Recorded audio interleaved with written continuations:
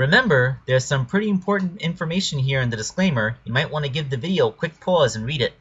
Oh, hey everybody, it's me, Sonic! Sonic the Hedgehog! Just here to remind you that if you haven't already, make sure to hit that like button. And for even more amazing customs, don't forget to subscribe to Wake Angel 2001! Because between you and me, they're way past cool!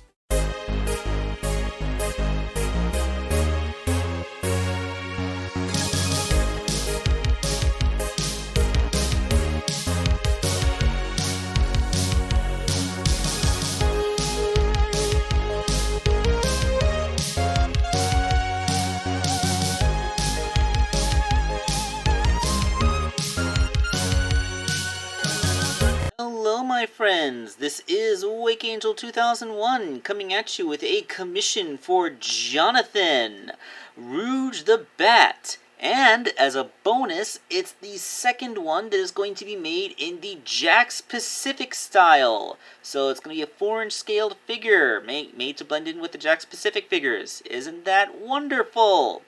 So that's 2 of them that I've made before Jakks Pacific has announced making an official one. In fact, with Amy Rose coming out, hopefully soon-ish, this makes her the second time I've actually made a Rouge figure before there's any female characters for Jakks Pacific Sonic the Hedgehog line. But first, let's do a little fan art showcase. Like I said, whenever somebody does some really good fan art for me, I would feature it in a video. So this is from DeviantArt user Jimmy Jackson 23, who went with a really unique approach. He created a nemesis for my character. Yeah, like he even went so far as to call it the Wake Angel Cinematic Universe. So look at me, I'm like Marvel all of a sudden. Her name is Demon the Cat, meant to be the polar opposite of Angel the Dog. I guess since with his old paintbrush spear, Angel the Dog is kind of a creative force, so having Demon the Cat be the destructive force does make her a nice counterpoint to me. That's kind of a fun little bit of lore, although he hasn't actually given her any specific background, so he leaves that for the fans to make up. Kind of like what I did with Angel the Dog. I was pointedly vague on what he could do. And funnily enough, he actually expanded it himself by with a follow-up where he gave her a representation as a Forces avatar, just as I did with my character. And hello, cameo from original Angel the Dog figure. It's nice to see that people still like you. But yeah, there she is represented in the character creator for Sonic Forces, which is adorable, and her own bedded form, which is supposed to be kind of a counterpoint to my character's arisen form. Okay, I know I doubled down on the whole angel motif thing, but, like, I picked that name just because it happens to be my name. Like, my real name is Angel. Like, it's just kind of fun to do that, but I find it very amusing. I also like how he came up with the idea that the mark of the Chaos Emerald on her forehead has 7 points of light. Is that it? 1, 2, 3? Yeah, it has 7 points of light to represent the 7 Chaos Emeralds. So, like that element of 7. It's kind of cool. So yeah, look at that. I have a nemesis now, and my nemesis has her own super form. If anybody out there wants to do fan art of her, you have apparently been given blanket permission to do so. And you know what? Looking at the middle form, I think I see a little bit of SNT inspiration. SNT's recent character redesign does involve having a jacket that kind of looks similar to that. Maybe there was a little bit more source of inspiration on this. But, I'm not going to judge negatively because it's still hilarious and awesome, and I love that. So, yeah, anybody wants to do some Demon the Cat fan art, possibly doing stuff with superheroics and me and all that stuff, then that's all well and good. Just try to be respectful to the characters. That's all but that's just to be default.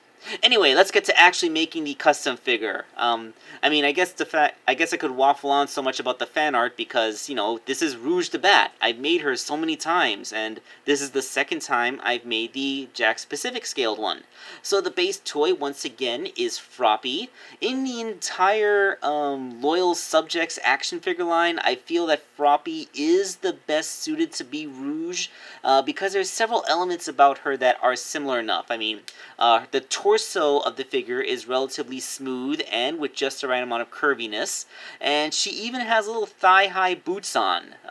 So, like, all the shapes and elements for making this figure into a Rouge are there. Although the recipe is very similar to last time, but I did make some refinements. For one thing is here on her glove and wrist cuffs, instead of being sculpted out of epoxy, they're actually made using craft foam, and then I use my Dremel to make the groove going down the middle of them. This is the same technique that I had been using on the 3-inch scaled Rouge the Bat figures that I've been making. So this is the first time I've done it in the 4-inch one, and I think it still works pretty good here. In fact, it might work a little bit better since the glove cuffs are bigger. I'm able to actively make their shape a bit more accurate to how the model looks.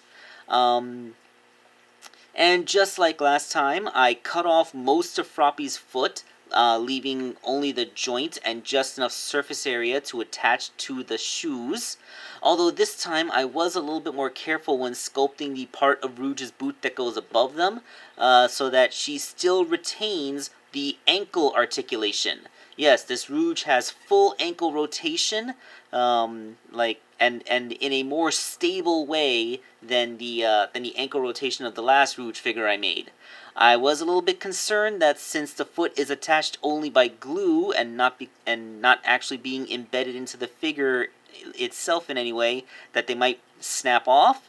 But, you know, if they do, you can always just glue them back on. After all, like, it's easy to break also means easy to repair. Although I don't think it'll be easy to break because there is a significant surface area of glue holding it on, and I did twist it around and flex it and stand the figure up, so it holds up to me messing around and posing the figure, so hopefully it'll hold up to my customer also messing around and posing the figure. Same story is true for the arms. Cut off most of Froppy's hand, but leave just enough to attach to the new 3D printed ones, and then stick those on. It's a shame, like, Froppy's hands are just slightly too small to work as Sonic figure hands. Although, if the character is ungloved, it actually might still work. Or if I'm trying to make a Sonic Boom figure, because the characters in Sonic Boom have slightly smaller hands in proportion to their bodies than their proper universe counterparts. So, hey, if you have a Sonic Boom character you want to make, and I might not actually have to swap out the hands. It's kind of like how I didn't have to swap the hands when I made Bunny and Sally for the Saturday morning line. The torso, again, is just the same as always, although, if you'll note, the chest seems to be whiter than everything below the waist. That is because this is something else that I sculpted with Milliput. Yes, when I was talking about my last custom having used Milliput, it wasn't the only thing. I was working on this Rouge figure at the same time, and when I mixed up some Milliput, I used it on both figures, both Shantae and this one, just to see if it would work, and I mixed up enough that I could work on both of them. And the Milliput actually, like I said, it's still easy to work with, slightly easier to actually mold and sculpt because it's not quite as sticky as epoxy, but it leaves a ton more residue behind, so the cleanup is harder. After weighing all my options, I do believe I will be sticking with the Avis, although in a pinch, this Milliput stuff is pretty good too. Oh yeah, here in the painted part, you might be wondering what that red thing is. It's the rubbery part of an earbud. You know, like when you take off the curved bit, this is the part that grips onto the actual part of the speaker underneath. Someone in the comments of the Shantae video suggested using these rubber things as a way to increase friction between my printed heads and the original action figure components. That'll keep them on a bit tighter and make turning the neck smoother. And it kind of works. I'm afraid for longevity's sake that it might tear over time, but for now it's holding up really well. And if it does tear, it's easy enough to replace. Just get an earbud, which I'm pretty sure they give them away for free when you buy earbuds. So yeah, that's it's a nice way to increase the friction. I also took the bigger part of the earbud rubber, and I put that on the ball joint of the Baloo figure to make the rotor head stick better, and now Rotor's head isn't so prone to falling off anymore. So yeah, this technique actually does work. So yeah, good on that. So that being said, oh yeah, the wings, just, craft foam, simple craft foam wings. Like, they're not superposable, but they're at least flexible, so you won't accidentally snap or break them off when you're messing around with your Rouge figure. So that being said, here is the refined Rouge the Bat figure in the Jakks Pacific scale.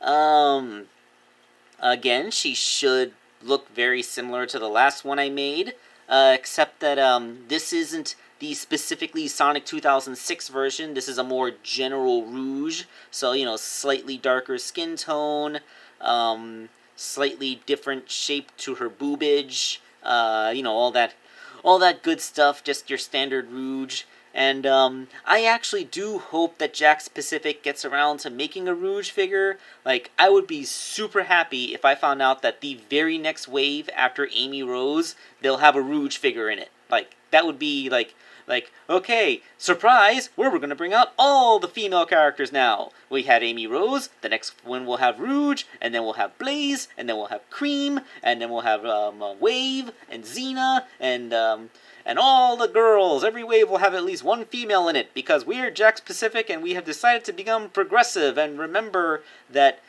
people actually like all the characters from the franchises, and they won't shy away from buying girls. Is what I really wish would happen, but I don't know. We'll see what happens in the real world.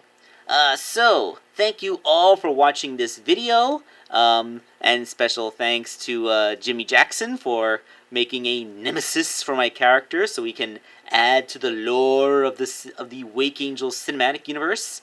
And we will catch you next time. This is Wake Angel 2001 signing off.